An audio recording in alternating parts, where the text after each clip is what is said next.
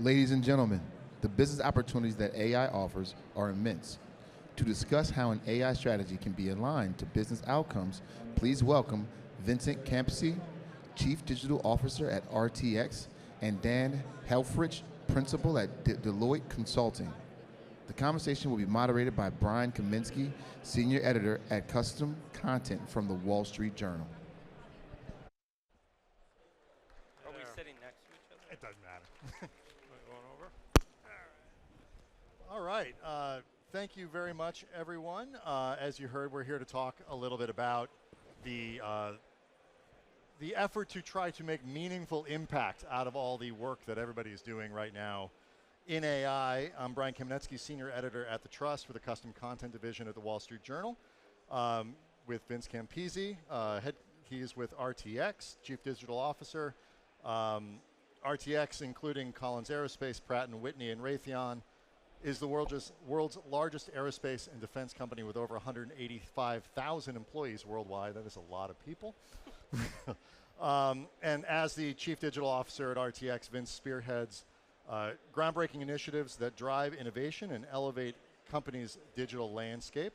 Dan Helfrich is Principal at Deloitte Consulting LLP, just finished 6 years as the CEO of Deloitte, but most of you probably know him as the play-by-play voice for Georgetown soccer. So we'll start here.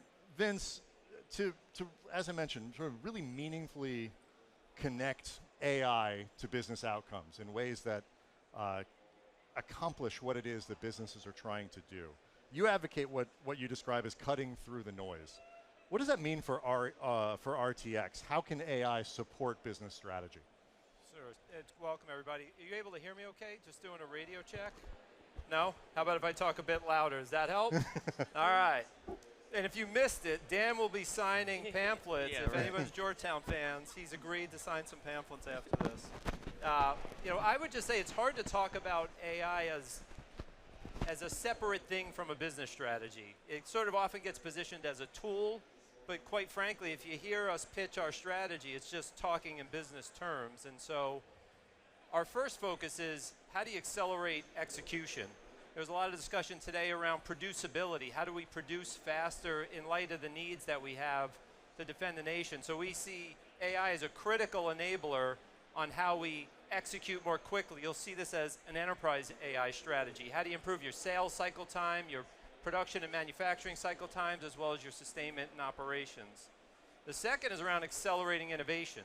Of the 180,000 employees, about a third of them are in engineering. And so how do you give them capabilities that allow them to innovate more quickly and respond to the market conditions that we need to respond to at a faster pace than we've ever done before, in light of things like collaborative autonomy, in light of things on how do you improve automated target recognition, and then how do you collect data from those products that you fielded and continue to innovate upon them. And then the last is, this is a scale game.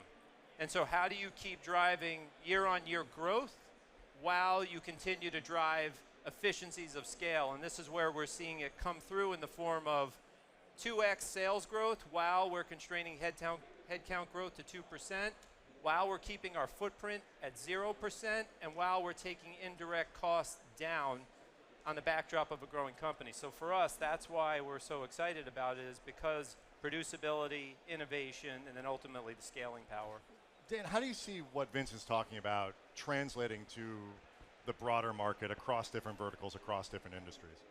Look, the story is essentially the same, but in the context of the different industries. And I had the fun for 6 years to try to apply it to both running our firm and our business and helping clients. And now I'm just doing it with clients. And at the end of the day, what we're seeing right now is every great organization has time spent on innovating how they run themselves with AI and innovating the set of products or services, depending on the type of business, that they're putting out into the market.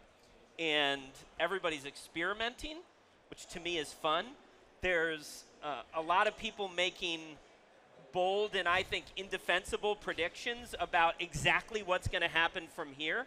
And that's the landscape right now. Why do you think that impulse to make giant predictions is such a big thing? Because I agree with you. Like, you hear so much about what AI is going to be, and it changes every 15 minutes. Because people like to declare. It's a human instinct to like to declare certainty, and it's easier to articulate one strategy than three. And what I'm pushing a lot of my clients on right now is actually it's okay that the answer is I'm not sure. And how do we run parallel experiments on the impact of AI we'll do it one way in area A, we'll do it one way in area B, and we'll actually, instead of deciding in a boardroom what the right answer is, we'll experiment in two different places and have real data in the context of our organization versus in a sterile, fake boardroom environment. Yeah, and I want to come back to that theme of large versus small before we're done. Well, and I think one thing that's different, we were talking about this a little before, we were like, hey, it almost feels like AI has replaced cloud as the sort of the term that everybody talks about. But I think the thing that's different is it's making technology so approachable in a way that none of the others really have before. So that's why I think you get that sort of unbridled enthusiasm as to this can be amazingly powerful. But to Dan's point, you got to test it, and there is no sort of silver bullet where it's going to be the magic that solves any one of your particular problems. You're going to be having to be adaptable. So like the A in AI should really be more about agility and adaptability because of the rate of change and the power of the capabilities that it gives you. Yeah. Go ahead. I was just going to say, so here's a great point about agility. I'm sure all of you in your own organizations and in what you listen to and read, this question about, well, is the impact on the workforce going to be small or big? Is it going to be more entry-level jobs, middle management jobs, or senior jobs that are affected by AI? Those are the right questions. My view is that the answers of those are unknowable right now. And experimentation with hypotheses is the way to actually get real data versus imaginative data. I want to follow up a little bit, Vince, on what you just said about accessibility. Yeah. How does because you don't need to be a coder, an engineer, or whatever to understand, like, oh, here's what this thing does for me, here's how it can. How does that change the way companies should look?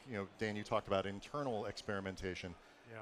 At sort of the people on the ground, the people who are doing the day-to-day and the way that they interact with AI. Yeah, well, and I was going to hit on, so you're going to have to keep us online Yeah. because we'll start bantering. I'm already back and really forth. close to just putting this down. But I will maybe connect it in the way where we're actually, the tougher problem we're finding right now is when you try and use it in very general purpose terms. Vis-a-vis like trying to take ChatGPT and sort of internalize it with no clear, here's the outcome I'm striving for. I'm just kind of putting technology in people's hands to allow them to do things, which of course improves productivity.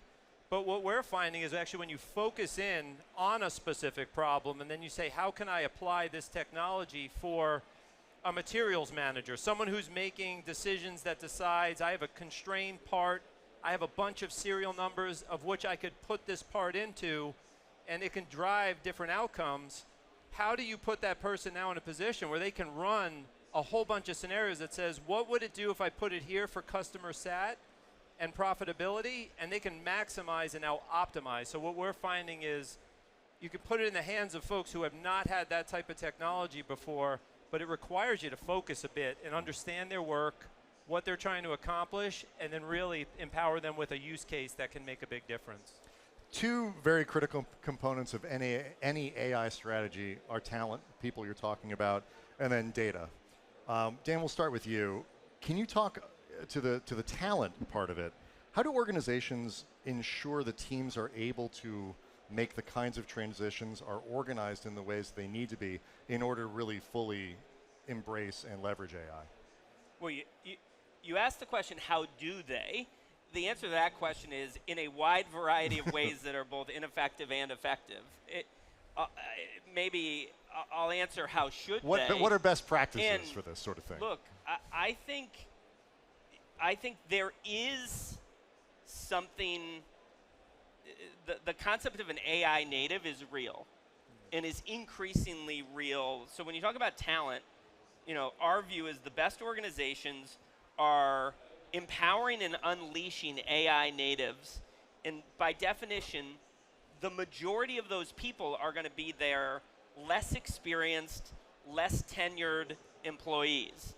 And so what the best organizations are doing are saying, how do I unleash these people and give them empowerment, but how do I provide them the context that they can't possibly have by virtue of where they are in their career? And so to me, we have this paradigm in the corporate world of training. And that paradigm goes something like, we have some manager or senior person who has a lot of wisdom that they impart upon the people with less experience. When it gets to AI, I think you have to flip it. And you actually want training to be dual purpose training that is actually allowing AI natives to experiment and teach the more experienced folks in the organization, while the more experienced folks provide context on the industry, say apply context on things like security, apply context in here's how you would need to present that to a senior client to get them bought in. And the organizations that look at talent that way are having the most success, and I believe will for the future. How does that change the flow of things? It's because so much of the context that you're talking about with younger employees was provided by the kind of work that is now done by the AI, the research, the writing, and those sorts of things. So how do people who are in those management positions, how do they gain, what do they need to be doing in order to better interact, better provide that context and all those other things that you're doing? Because their job is changing, it sounds like, significantly as well. I mean, Vince will have some thoughts on this, but I think the first thing they need to do is resist the urge, the temptation that frankly has been well in their constitution to say, I know the way to do this. It is the way that I've done it. It is the way that we've done it. So it's like this, you're training people, you're training the psychology of the more experienced person to be more agile and more asking questions and prompting versus teaching. It's a really interesting psychology switch. Well, I disagree with everything Dan just said. I'm just kidding. Just being provocative. I would actually say the point I will make is complementary. I think Dan is an advocate for earlier in your career, like you're closer to the technology, you understand it better than some of the more experienced people in the company, I think is one of the points that you're raising, which I completely agree with. I think something we've both debated, and I don't think I know the answer to, is what is the effect of early in your career, many of us had sort of tasks that were somewhat menial, but it forced us to kind of learn and fit in. What's getting lost as a result of that? But minimally as a company, your ROI on early entry talent is going up significantly because their ability to have impact is much greater than it was when we were starting. The only thing I would add is sponsorship is critically important. Having senior leaders engage on use cases that we kick off is a requirement. And we don't do it for hierarchical reasons, to Dan's point. It's not because senior leaders have all the answers and they know exactly how this should work and what it should do, but it drives two-way learning. So it forces learning in both directions, and it also forces maximization of value realization because they can sort of interpret, I understand what you're trying to do, and here are the other ways we can scale that to other parts of the company and ultimately harvest the full value of some of these use cases. So I think to the point of pushing it to the edge and having some early career people take on things you normally wouldn't give them, but maintain that sponsorship so that there's more interaction, more learning, and more value realization. And I believe, I completely agree with that, and I believe if you're looking for a metric, we have some folks in government here, but if you're in the private sector and looking for a metric, and Vince alluded to this in his opening, revenue or earnings per employee. If you are driving AI with the urgency that I think you should be, revenue and earnings per employee should be going up materially. and it's a result of productivity and value increases. So if I'm understanding both of you correctly, there always is the larger, broader question, is AI there to replace certain employees in the center? Obviously, every job is not going to be exactly the same. But if I'm understanding, this is really an opportunity to take the employees that you're already bringing into the organization and actually do more with them when they're younger, when they're less experienced. I'm going to go. So what I would offer is we focus on a portfolio-based approach, which is front office, middle office, back office. I would say absolutely where we've got sort of outsourced tasks, those are at risk and to some degree getting displaced. That's kind of the fundamental question. But more so, particularly in A&D, like we're being asked to do things at rates 60% higher than we did the year before, 30% higher than we did the year before. And so this is really about scaling the workforce we have today to enable that growth. So to the metric that Dan just shared, seeing sales grow at a rate faster than headcount, which drives that ratio up, is ultimately how this is playing out right now. And to the point you raised earlier, like to prognosticate what will that look like 5 years from now, and what will the impact of that be? The only thing I know about a 5-year prediction would be it would be wrong. But that's how it's playing out here and now, and what we're experiencing at least at RTX. But productivity growth is essential and will be enabled by this if done properly. And job displacement is inevitable. And some of the dialogue is really interesting because it to me sort of tries to hide that. There will be jobs that are no longer relevant or are significantly less required. By the way, that's been the case in major technology transformations for more than a century. Yeah. For the organizations and for the countries and economies that invest in this, the rate at which productivity and innovation and new job creation will happen, I think it's a reasonable bet to say that can dwarf the displacement. But there's going to be displacement. Displacement that comes with opportunity. The other half of this. No more lamplighters lighting gas lights in the city anymore, right? Yeah. So that it'll evolve. Yeah, my favorite is the ATM example and the bankers and all those other things. We want to touch a little bit on the data part of this equation. Vince, whether you're talking about collection, architecture, resilience, what is the role, what is the way that you think of data at RTX? Sort of take it where you will. Yeah, I mean, we've had this overly simplified formula that we've used with like our board of directors and others that says, well, what are the key ingredients of an AI strategy? And it's in its simplest form right now in today's world: computation at scale, data, and talent. And how do you make this approachable for talent? That's like the three key ingredients. And when we talk about, well, what does it mean to have our data in a position to fuel an AI strategy? It's really a connected strategy. It's having that connection to all your assets. So we have taken on the journey of how do you connect all those assets and make that information discernible and usable for an AI application. So hundreds of IT systems connected to a common platform.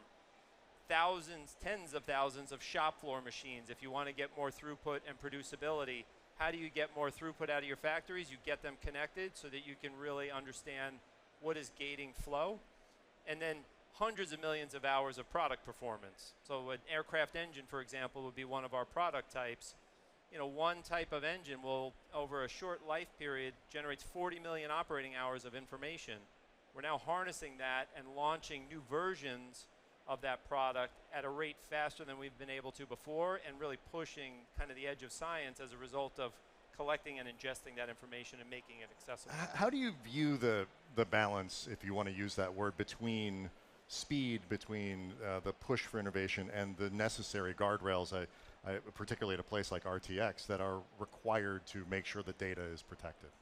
Yeah, I would say the way we think about guardrails is like in two ways. Governance is important. I know people kind of view governance as they sort of push back in their seat, but we just simplify it to 3 M's. 1, map. We want to have people map the activities that are happening so we are aware, what are we trying to do?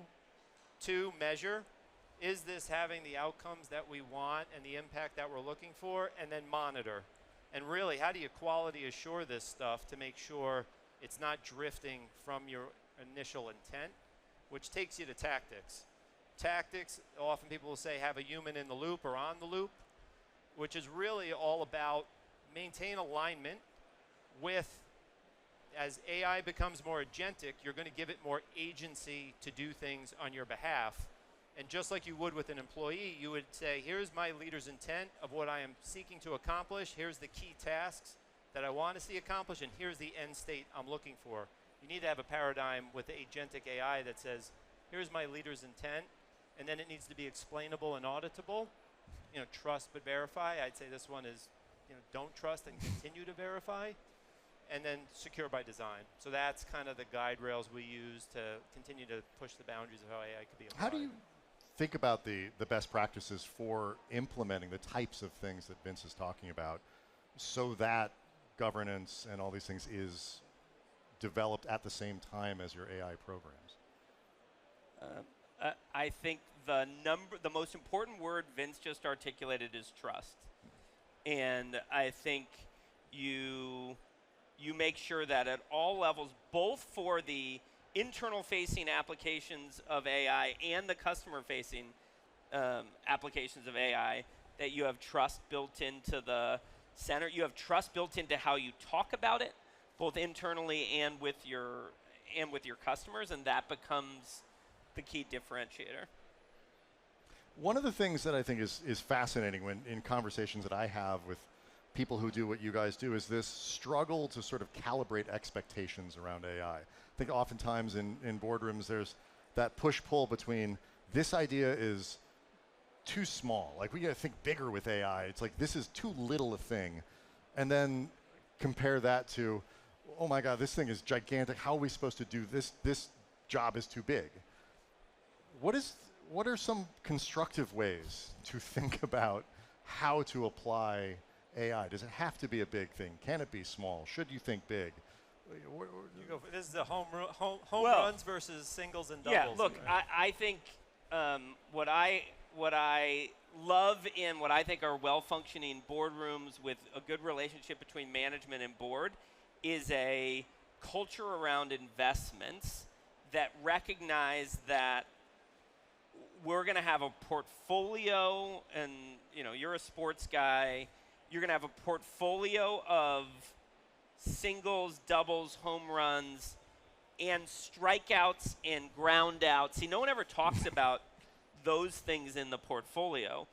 And per my earlier comments, I think you want to have a hypothesis about which of those investments and experiments you're doing are going to yield potentially the greatest return, but the humility to say, I'm going to let it play out for a year. Yep. I'm going to let it play out for 6 months in this area, and then we'll see what happened on the field of play versus, again, acting like you can predict it in a business case like you would have 10 years ago. You don't want to sort of assign something as that is a small AI idea. This is a mid-size. Well, they are good ideas, bad ideas, and yes, yeah.